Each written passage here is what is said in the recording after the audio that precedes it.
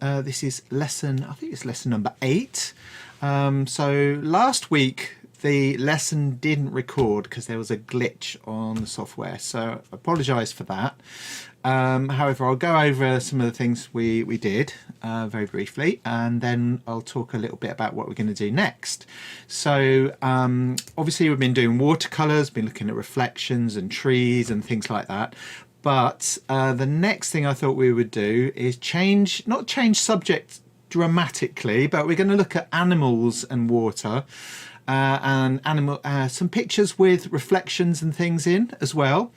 And I've come across a really cool artist called Rachel Walker, who's from New Zealand actually, and she produces these amazing paintings and pen drawings with watercolours of animals and birds especially. So I thought I would show you a few of those for some inspiration. But the idea is going to be that we use my favourite, a Biro pen, and then paint back into them with watercolour, and then perhaps work into them again with the rollerball pens. So we're kind of bringing together a lot of the things that we've been working on over the last 7 weeks, and we're going to take those forward and experiment a bit. Now, if you wanted to, because I look at these paintings by this artist Rachel Walker, and I think, oh, I'd love to be able to do those, or I'd love to have a go at them. So if you look on the drive and you decide that you want to have a go at just copying one of those, then it's a really great thing to do. It's a great exercise just to experiment a little bit and try out how other artists work, and then take some of those ideas forward with your own work eventually. Okay, so we'll have a look at the desk, or the wall, first of all. Okay, so you'll remember last time I showed you this work by I think it was Jean Haynes, the artist, and I was really inspired by this this splattering on the surface and the very loose marks. We've been talking a bit about how you can use the watercolour, the way the watercolour works, you know, how it blends, how it drips, how it layers or glazes on top of each other, and how you can make some areas kind of very atmospheric as well. So and the other thing, of course, as you can see in this one, is she does a lot of these very delicate sort of splattery effects on there as well. So yeah, I experimented with that last time. I don't think I did as much of the splattering, but I will show you that in a few minutes. But I really liked this style of working. So I hope you've all had a little bit of a go at this. If you haven't, then use today's lesson to do that as well. Just underneath, actually, I've just seen, just underneath the flower on the left hand side, you can see how the reflections of the petals are slightly darker, because they've obviously got the blue on the surface and the pink mixed together. So that effect of the reflections is working really nicely in there as well. All right, okay, so let's have a look at I'll show you my painting again in a minute, but I've got all these pictures. So some of them aren't Rachel Walker, they're just pictures that I've found to give you an idea of what sort of things are possible using a pen and using watercolour. If you haven't looked at any of these, you want a closer look, then please make sure you go and visit the website or the drive, where you can see some more of these. So let's just have a look at this duck first of all. This duck, I don't think this duck's a Rachel Walker, but I'm just going to show you a few of these different ones. So we think about all the cross hatching and the pen marks we've been making, but we've got these really lovely sort of contoured lines that go around the shape of the animal to show the form of it, as well as some like closer together lines and some that give you a bit more depth in there. And then of course you've got the watercolour sort of mingled in with it as well, these glazes of colour either over the top or underneath, depending on your pen. Now I've gone for Biro first because I know that Biro is less likely to run, but some artists will use waterproof pens that will not run when you do the watercolour over the top. Let's try another one. Yeah, we'll have a look at this fox as well. Just bring him up to the top, grab hold of him. Yeah, so this one is much more looser, so a very different style compared to our duck that we were just looking at. So now I do suspect that this one, the watercolour was done first, and then we did all these lovely marks over the top to illustrate the softness of the fur, the direction of the fur, but then some thicker lines in and around the eyes and so forth. So it's almost like, you know, you've got the colour and you're adding in some of the details as well. Now let me see if I can grab hold of Rachel Walker's work. So there's one of Rachel Walker. I think it's a Kiwi, this, isn't it? I'm not sure, to be honest, but I suspect it's a Kiwi. Let me just see if I can get it on top so I can drag it out a bit. The one underneath as well is Rachel Walker too. Now the thing about this work that I really love is it's got this lovely decorative quality to it, but also look at that detail inside there, using the pens and things to get the details of those feathers around its eye. Let's get in it even closer to get an even closer look. Look at that, it's fantastic. And you can see, as I talked to you about using the watercolour in ways that you wouldn't normally do to loosen up the paint, she's added in lots of her own ideas, such as the little arcs with the black bits coloured in, just behind the eyes towards the back there where it's coloured as well. So there's lots of creativity going on in here, but lots and lots of energy.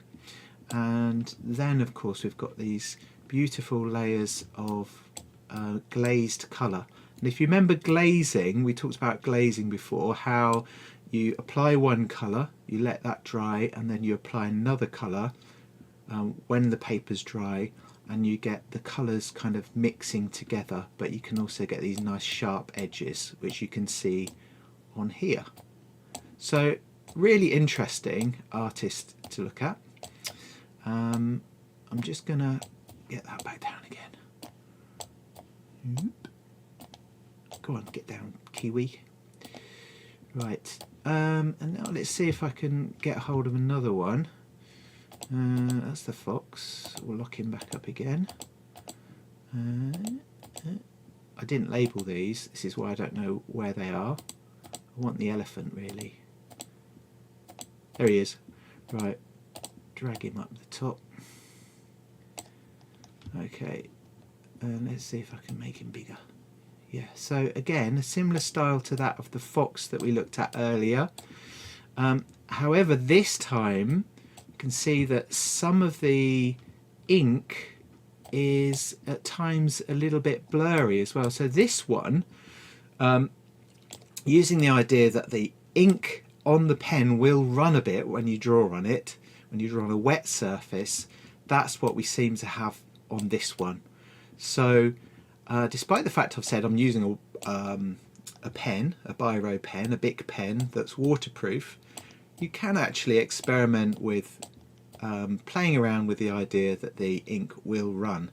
Although you do need to consider, obviously, when you use it and where you use it. So that could be a lot of fun as well. So there's some really cool techniques to use. And let me see if I can grab that fox, because I do like that fox down there as well, that other one. This one, yep. Bring him up. Oops. So look at this. Now this one, now you know how much I like words in my own artwork. So here we've got all these wiggly lines going across the fox, and then this very eccentric, characterful lettering over the top. There's no chance I can read that as such. I can see the word fox in there, but it just looks really interesting. And do you know what? I don't think this is watercolour. I think this is actually colour pencil. But when I saw it, I thought it was just interesting because it uses pen and colour.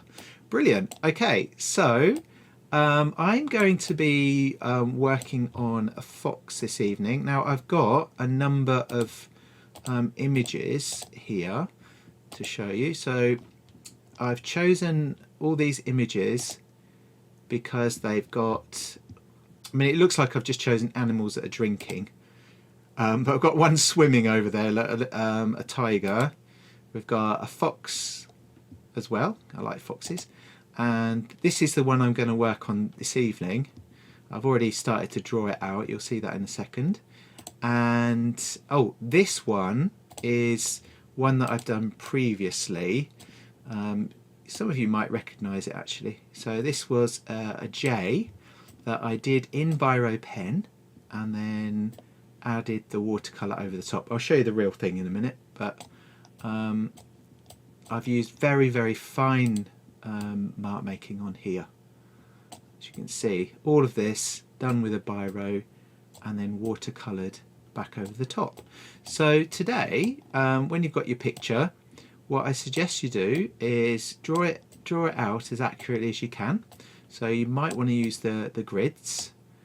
I've just drawn it out freehand, but you can use a grid if you prefer to do that. Okay, right, let's go over to my desk. Hopefully you've got that there. Yeah, so so if you remember this, we did watercolour and Biro mixed together on this one, so we're kind of going in that direction a little bit more, but with slightly different subject. We've done just watercolour and we learned all these techniques like cauliflowering, glazing, layering, doing the edges with the dragging technique, wet on wet. So these techniques can still be applied to the work that you're doing. One student asked me this week how to do dry brushing. Now I can show you that again if you're interested. Let me see if I can zoom in so we can have a closer look at that. There you go. Oh, let's get over there. So this is where you have a small amount of paint on your brush and you just lightly, so it's kind of almost dry but not quite, it's kind of damp if you like really, but you drag the brush over the surface so you get all these kind of nice nice wavy sort of lines on there. So that's another one to try out. And this one, if you remember, was on damp colour. You just drop water onto the top of the damp watercolour and you get this, it sends the colour out to the edges of the water and you get these cauliflowering effects as well. But if anybody wants me to run through any of those again, I will do. Oh, and this one was charging, wasn't it, here? So we put water on and then dropped ink, or I keep saying ink, it's watercolour, into the water and then it spread only where the water was. So lots to think about there. And if we go back over, come back out again, rather, there we go. So yeah, that was the one I was inspired by before. We've done watercolours with a touch of colour pencil as well. This was the one that I worked on last week, inspired by Jean Haynes. And today I shall be working on this lovely picture of the fox, which I started to draw out, or drawn out. Just before I go any further with that, here's the original drawing that I just showed you. So it's obviously a bit darker on here because the photograph was a bit light. But if I get in again a little bit more, you can see how you could work into these with a bit more detail and things there as well. So let me just come back to this fox again. Right, there we go. Right, so what I've done, and this is what I suggest you do, is draw it out very loosely or very lightly and accurately with a pencil. Okay, so that allows you to obviously see where, work out where everything is and get it in the right place. And then once you've got those things and you're happy with where they are, committing with a Biro pen is going to be a little bit easier, so that you feel more confident that you know that you've got things in the right place and so forth. So that's what I've started to do just before we began the class. So I drew this out yesterday, and I just picked up my pen before we started so that I could have a little play around with the Biro pen. So here's my fox just here, and I'm using that as my guide, obviously, as I work through. Now, inspired by Rachel Walker, I'm going to try and do a few little bits, but I'm more interested in trying the watercolours out at the moment. But if you decide that you want to experiment and try out a little bit more of the Rachel Walker, then please do. But some of those other techniques use the lines going around the shape of the fox's face, like this. Like that, so I could perhaps do a little bit of that. And remember, what she's done essentially is she's drawn it out really beautifully, but she's adding in some ideas to be a little bit more creative and expressive with those. All right, but first of all, let's just try and draw our fox, or whatever you choose to do, using the Biro. If you need any reminders on if you want to use the grid or something like that, I can do that as well, obviously. Right, okay, there we go, there he is, having a drink, mind his own business. All right, okay, so does anyone have a question about how to get started or anything like that that I might have missed? Okay, so drawing out the fox in this next round here.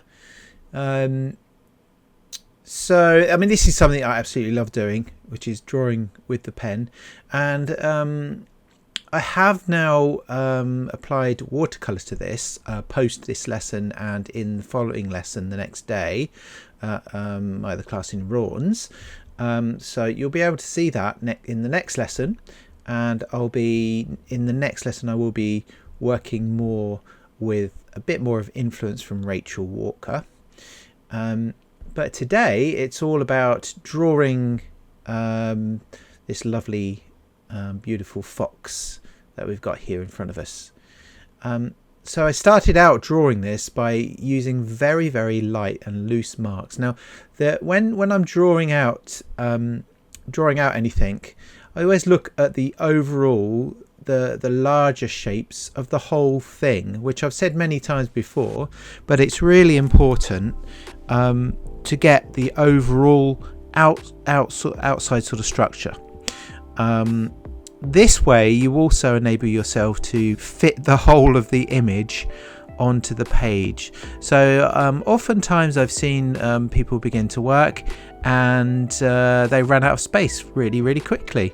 And say the ear or something ends up going off the page. So by very, very lightly drawing and not being very precious about it at all, because it is only pencil and you can remove any details or lines that go wrong.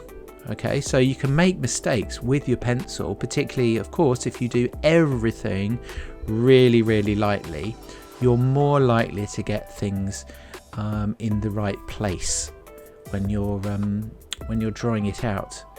And you can also then get an idea of the angle, such as the angle of the face here is slightly at a slant going up to the right from the base of the nose here. So you can notice all of those big and important angles and shapes before you commit, like I am now, to working into the details and so forth. So often when I'm doing this bit, I really love to get stuck in with the eyes and things, because it's one of the things that, you know, really brings the picture to life right from the get-go sort of thing. And that little bit of life, you can then start to see your picture coming to life on the page when you've got these eyes and so forth. So as I did with the pencil, which is sketch it out really lightly, I've also began this picture by not committing too heavily with my Biro pen. That way you're giving yourself a little bit more of a chance to make a mistake and to be able to correct it, because as you probably realized, the Biro is permanent once on the page, so you know it's more important to get things as accurate as you can right from the beginning. Now, one thing actually regarding accuracy, I did notice that my eye on the eyes on this fox are a little bit on the small side, but once you take away the photograph here and you see the drawing or the painting or whatever it is on its own, it doesn't really matter too much. It still turned out pretty good. I really enjoyed the results. Now here what I'm doing, because I know that I'm going to apply some watercolor, and I'd like some areas such as all these highlights in the water, for example, to be white when I remove it after adding watercolor, and you'll see that some of that in next lesson as well, because I just focus purely on the drawing today. And again, I'm building up those layers just here. There's more of a shadow on this side of the face, so I darken that down quite dramatically. I do go over and darken, there you go, I'm darkening down that eye there as well to create more of a shadow. If those eyes pop out too much, then they'll look a little bit glary or whatever, or not quite right, so it's nice to have a bit of shadow in there. Now the other thing, of course, and you just saw me starting to work on those ripples and things like that, it's a good idea to have a practice at drawing your ellipses. So that's like a squashed circle, obviously, down the bottom. So using your pencil really gently and lightly, you can get a good practice with the ellipses, and the key to that is not to try and do it too carefully to get it, oh, I've got to get it absolutely perfect. The key is to do it very loosely again, so that as you're drawing the ellipse, you can correct it and get it much closer to what you're after by doing it loosely. So this whole thing about working very lightly and very loosely is a key thing really for getting your accuracy as close as possible to what you're aiming for. So the white of the snout of the fox just here contrasts really nicely with the dark area of the water. Now I think I can't remember if I mentioned this at the beginning, but what I'm trying to do is get whoever's looking at the picture here to really, first thing they see is the water and the fox's face, rather than being distracted by anything else, which is quite difficult with this, to be honest with you. But I'm going to focus most of the detail on the eyes, the nose and the water just around where he's drinking. That way I'm going to leave much less detail in his ears right at the top and around the front area of the water, because I can add in a little bit more of a hint of detail using the watercolours themselves as well. Although when I do this, I try to be a little bit more loose with the technique of the watercolours, or at least like putting in some strategic brush strokes to show the ripples in the water and to add a bit more expression into the fox's face. But again, you'll see that next time. Keep talking about that, but I quite enjoyed doing it.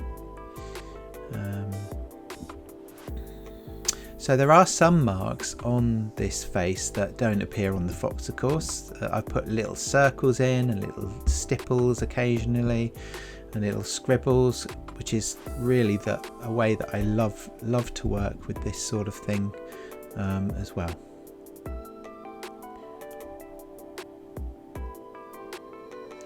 So just up there I'm going to make sure that the ears are present. In other words, you know they're there, but I'm not going to be shading or mark making as intensely up at the top there, because I want your eyes to be drawn to that little bit of water, the lovely reflections and so forth.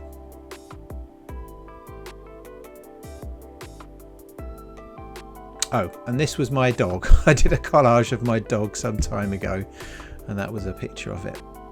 I was just showing people.